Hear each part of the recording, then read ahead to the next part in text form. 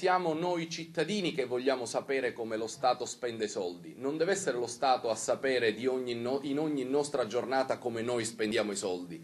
Nel cuore del nord-est, nel cuore del Veneto imprenditoriale, il messaggio del PDL al popolo delle partite IVA. Angelino Alfano arriva a Mestre 4 giorni dopo la visita di Berlusconi a Milano e mette subito in chiaro qual è il punto di forza del programma azzurro per uscire dal tunnel dello strangolamento fiscale. Rivedere profondamente i poteri di Equitalia, la eliminazione del tema del limite dei 1.000 euro di contanti.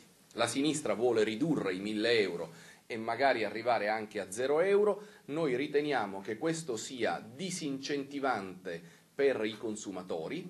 Nuovo rapporto con il fisco, dunque lotta all'evasione in un modo diverso. Consentiremo ai cittadini di conservare scontrini e fatture per fare sì che questi scontrini e fatture a fine anno possano essere presentati al fisco ai fini delle detrazioni le più ampie possibili.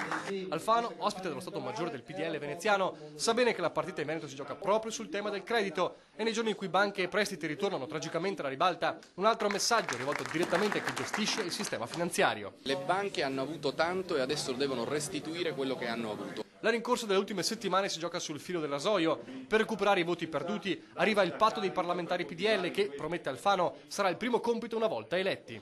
Eliminazione del finanziamento pubblico, dimezzamento del numero dei parlamentari, dimezzamento dello stipendio dei parlamentari. E se Monti dice è stata una delusione, Grillo è un pericolo per il bacino di voti che può sottrarre, ma il braccio destro di Berlusconi avverte gli imprenditori.